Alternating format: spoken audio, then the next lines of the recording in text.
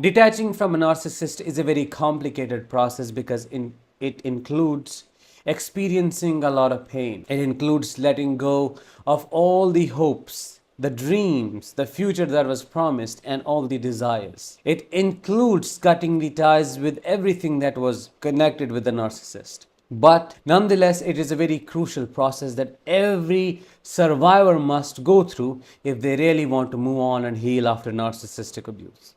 Hi, I am Danish, a narcissistic abuse recovery professional, and today I'll be talking about how to detach from a narcissist and move on to heal for good. If that sounds interesting, make sure that you're subscribed to this channel by pressing that subscribe button and push that bell icon so that you stay updated with every latest video that I post here.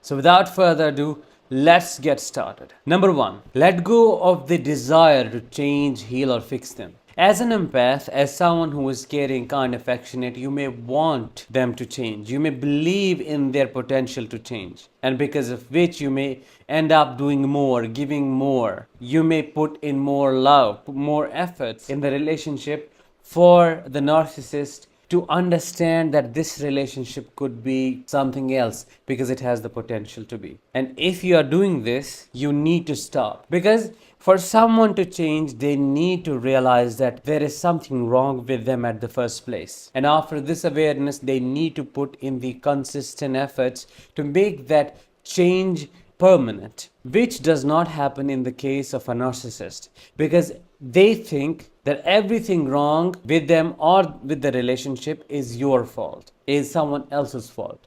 It's always someone else or something else, but never them. So you are wasting your time, you're wasting your efforts, you're wasting your love, you're wasting your capacity to be compassionate and an empath. So give yourself the chance to be free by stopping to change or heal or fix them. Number two, either go no contact or minimize the contact with them. Going no contact is the first and the most important and crucial step when it comes to narcissistic abuse recovery, because it cuts the toxin out from your life. And as the toxin is gone, you are able to do the fundamental work of fixing and stabilizing your body. You're able to create the platform within you that you can use later to heal at a deeper level. But if you keep the toxin in your life and it keeps toxifying your body, brain, and soul, it's highly unlikely that you are ever going to reach a point of full healing where you could express it in your reality. So it's very important that if you can, go full no contact with the narcissist. But if you cannot, and in case you are sharing the custody of your children with them, or you are involved in a court case, or because of any other reason, for example, you are child to a narcissistic parent, what you can do is you can minimize contact. And how you can minimize contact is through indifference. And I'll be covering that more, because indifference is what would cut the source of supply from them, and you would be able to create your own world, your own space, while having strong and firm boundaries with them. So indifference is the key if you cannot go no contact.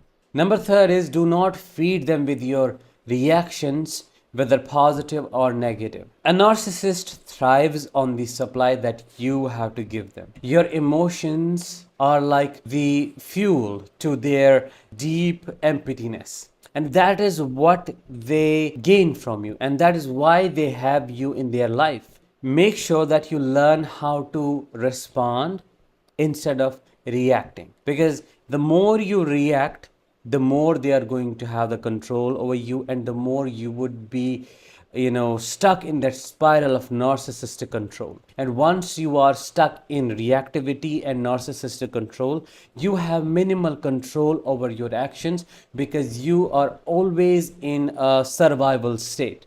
Reactivity and survival state are directly correlated, and you do not have access to your rational and logical capacity.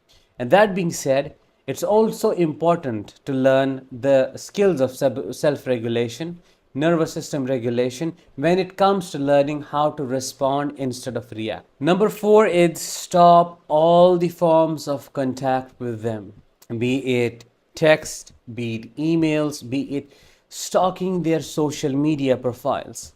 Because whether the supply is given directly or indirectly, you are feeding their need to be in control. So once you go no contact, go fully no contact. It's not about just not speaking with them directly on phone or face to face. That is not no contact. It's not about not texting them and not emailing them, but stalking their social media profiles, looking for what is going on in their life, and if they're happy with a new partner. No, no, no, no. You're sending out an energetic message in the universe somehow, saying that I'm still connected with you. And if you do not want to do that, stop stalking their social media, because I promise that no matter who it is in their life now, they are going to end up the same way you did. Nothing is going to change, because the narcissist is a narcissist. Maybe right now you may be seeing them happy, you may be seeing them doing things that he never did or she never did with you. But I promise you and I assure you that it is all temporary, and it's all a facade and a structure that has no foundation, and it's going to come crumbling down. So stop yourself from stalking their social media. Cut off the contact fully and completely if you can. You do not get on a direct phone call with them. You do not entertain any request of physical interaction, or you do not physically interact. You do not let them enter your house or where you live, because it's no more theirs now, or they are not allowed to enter. So have those boundaries with them. The more you have control, or the distance they can have from you or you can maintain with them, the more stable you will feel, and the more empowerment is something that you will experience. So maintain this no contact, have strong and firm boundaries, make email as your only form of contact with them, because email gives you the time to think about what you must say in order to respond. So emailing is the only way, and should be the only way, through which the contact should happen. Nothing else should be discussed. Be very short, monosyllabic, and concise and emotionless when responding. This is the form of the grey rocking that you have to do via text. Number 5 is see the bigger picture and do not get distracted by the minutiae. What tends to happen in a narcissistic relationship, that it goes through the phases, meaning for a phase, or in a phase, a narcissist would be pretending to be perfect and be caring and compassionate, but when the devaluing starts, or when they know that they have gotten the supply from you or they have the control, the other side comes out, which is the evil, the abusive side of them.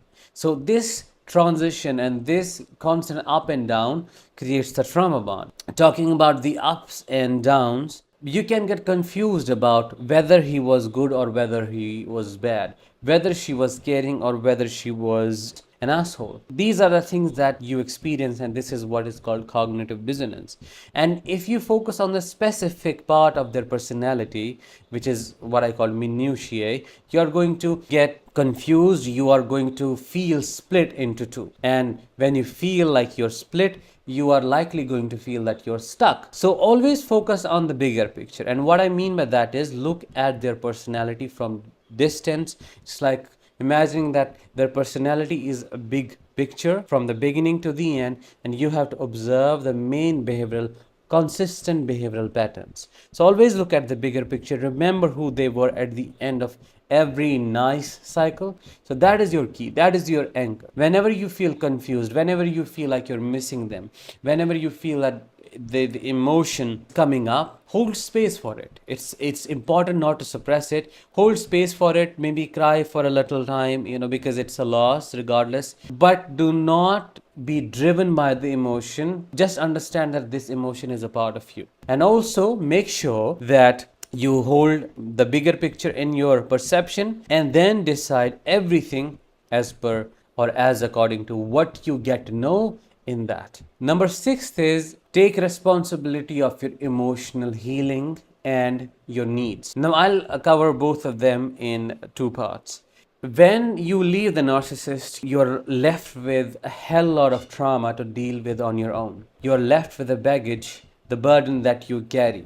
And it comes up, it becomes one of the factors why you seek the narcissist again, or why you still feel deeply attached with the narcissist. And if that is something that you are experiencing, this is a call for you to do the deep trauma work, because only then you will be able to cut the narcissist off completely once you resolve the emotional and psychological trauma. So take responsibility of that, seek someone's help, work on your traumas with a coach or a therapist or whosoever can help you. And once you hold the space, feel the feelings in the right way, move through the memories, resolve all of the collective trauma, and let go of the baggage, you would feel a lot, less heavier than how you did before or what you did before.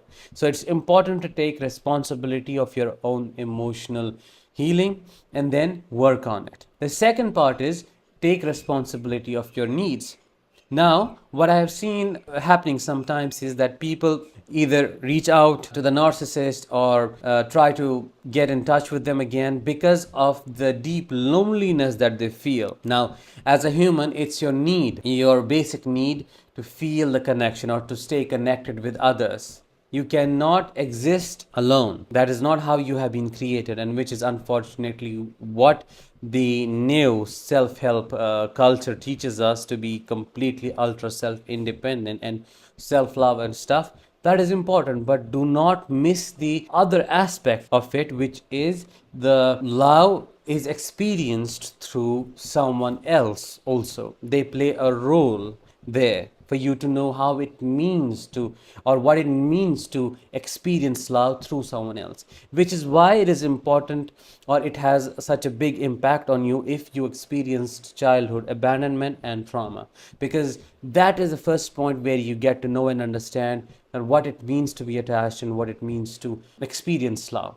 So if you are lonely, or if you feel that the connection, the part of your basic need is missing, make sure that you build up the connection, not necessarily a romantic connection, but build connection with those you think who love and cherish you. For example, your good friends.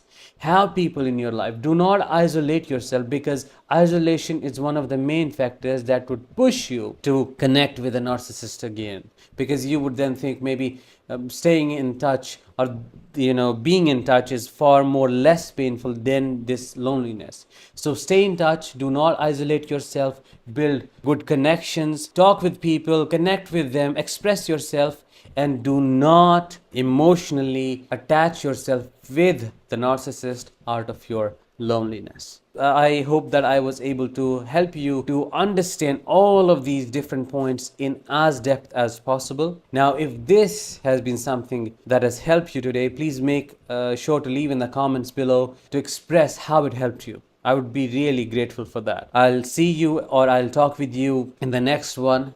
Till then, let the healing begin.